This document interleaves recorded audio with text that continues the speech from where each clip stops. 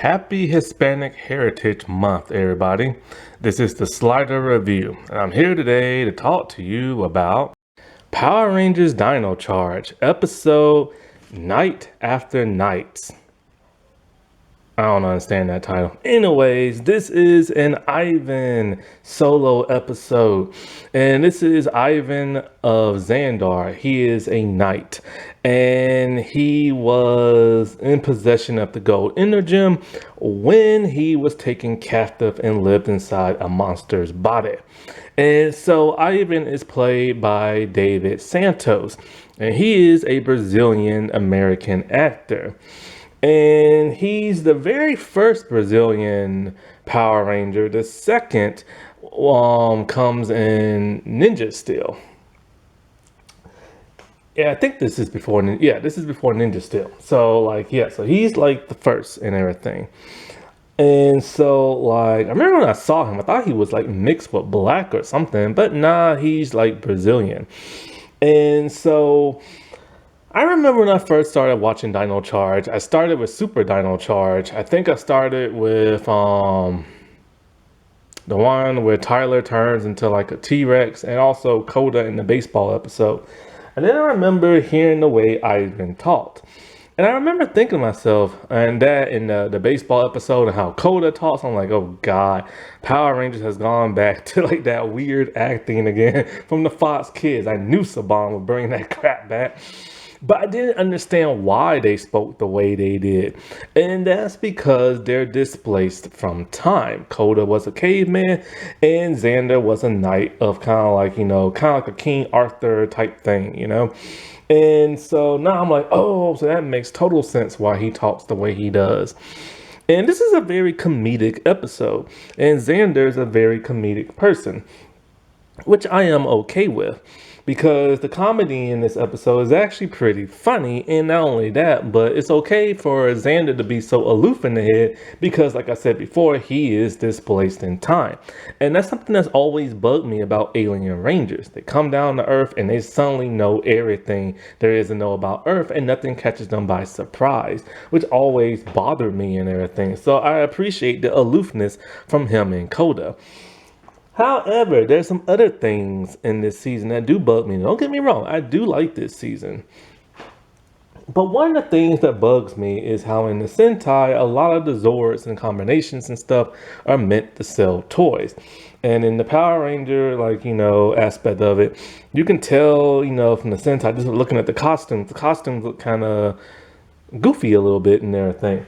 Speaking of Xander's costume, he's a Gold Ranger, and he has my least favorite Gold Ranger costume.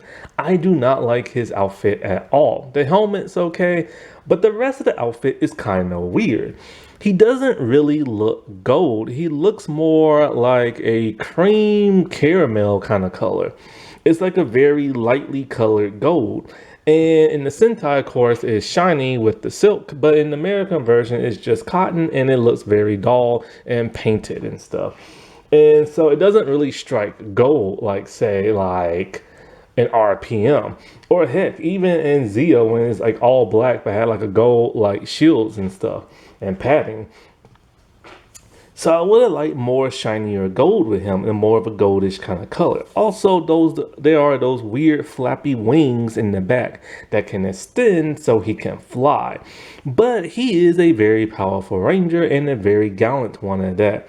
He's very historic. He's very proud, he's a knight, he's a soldier and everything.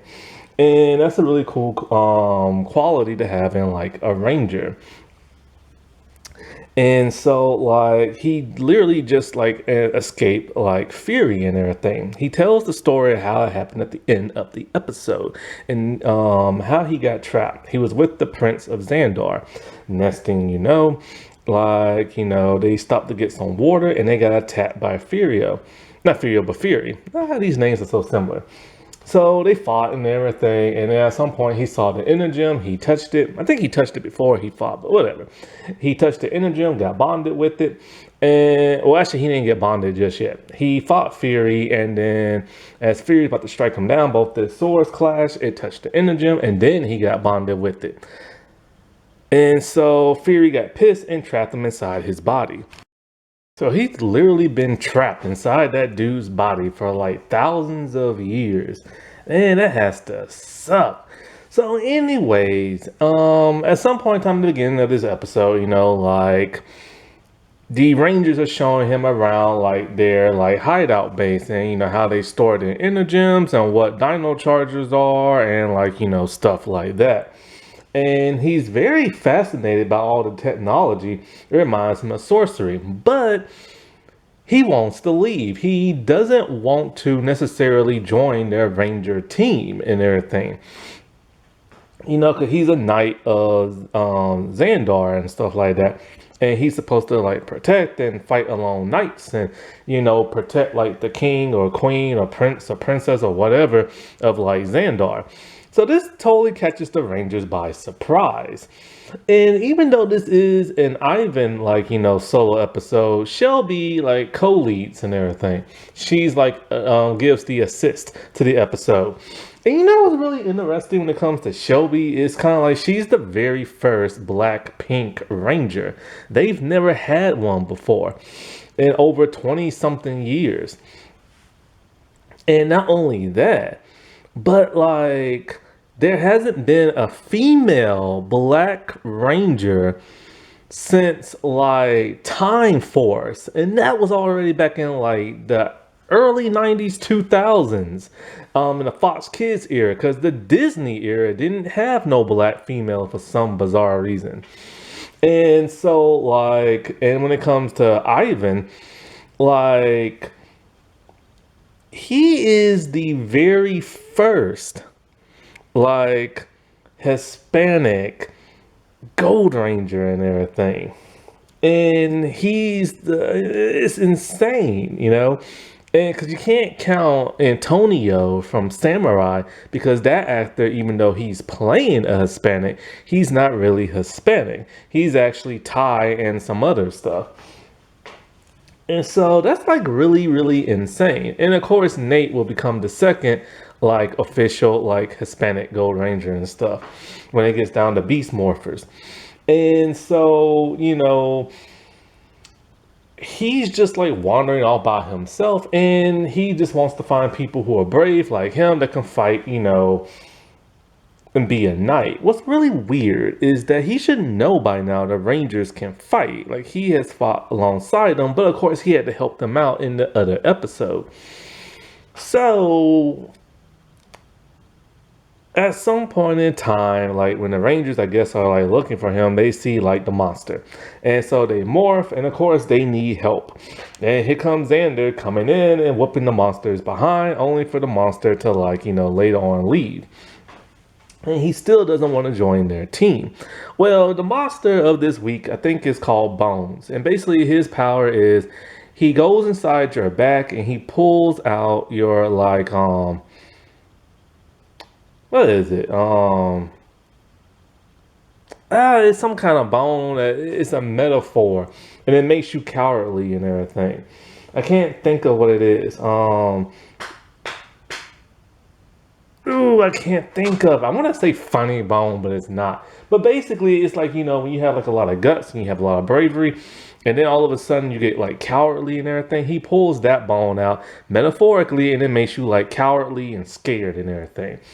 And so, like, when Shelby is trying to convince like Ivan and everything that like, the guys are just as tough as like the knights from back in your day and everything, the monster attacks the Rangers, pulling out that bone and causing them to be cowardly, which he now looks at them and just kind of like, these are wimps and everything. And, so he just leaves. This comes with some of the most funny stuff in the whole episode when Shelby has to get the guys back to their base, but they're too scared of going down to like dinosaur mouth, like a little fake thing, to slide down the tube and get into the base and everything. And so like, Kendall's all like, you have to find like Ivan, we have to destroy the monster or they'll never have their courage again. And like, so Basically, she's all like, you'll probably have to take the guys with you, even though, they are cowardly right now. Well, Xander, I keep calling him Xander, Ivan, he's looking for his own knights. And so he recruits a bunch of people he see around town. He picks some of the most weak, elderly people ever. So the first person is like one of those people who gets at the stoplight and they tell like kids you can like cross or you have to stop, something like that. It's an old man. Then he finds a magician and everything. And the next person he finds is an elderly lady who's who's about to get mugged by like some guys, and she's in a wheelchair, for crying out loud. Then all of a sudden he shows up with two more people. I completely forget even what they look like, but they are nerdy and everything, and it just makes for some of the most funniest things ever. So at this point in time, like, three of the monsters are out and about, and he goes to confront them because, he wants to defeat evil and stuff like that. Well, the monsters are regular human-sized monsters, but they're big, you know what I'm saying? And so the old people and the nerdy people, they're willing to fight them until the foot soldiers come down, who are a lot skinnier. For some reason, the foot soldiers scare the piss out of them, and so they take off and everything. And so he realizes he's going to have to fight by himself. For whatever reason, he doesn't morph, but he fights with his sword. And also remind you, he's still dressed like a knight in everything. So he's fighting to the best of his ability, but at some point they become too much for him. Back at the base, Shelby's going to have to take the cowardly guys with her, but then, with a nice little pep talk, it breaks the spell and they get their courage back. I don't know. They keep doing that crap a lot this season where it's kind of like, oh, a nice little pep talk and all of a sudden the spell is broken. They do that too much in the Neo Saban there, especially in this season. So the Rangers, they hit where Ivan is at. And so, like, they all morph. And when they fight, this is one criticism I had back when I first started reviewing, like, the Neo Saban era, and also that, not the Hasbro era, but the Neo Saban era. Every time the Rangers do anything, they call on their attack, like Power Punch, Power Kick, or like, Dino Fury Black, or just something like that, you know what I'm saying? And it's just like they always call on everything, which is so strange and weird. But this is when Saban was really trying to hype it up for, like, the kids and stuff. So anyways, at some point, the monster gets big. They head into their Zords. I have to say, the Pterodactyl Zord for the Gold Ranger is really sweet. It's so fluid in its wings and stuff. So he has the ability to form his own Megazord. They form theirs. They defeat the monster. And then that's when he tells them the story of how he got captured and stuff. And so, like, it's funny that I like this episode because it's so comedic. And you know how I am about comedy and Power Rangers, but this episode was just, like, hilarious and stuff. Alrighty, well, I'll talk to y'all later. Bye.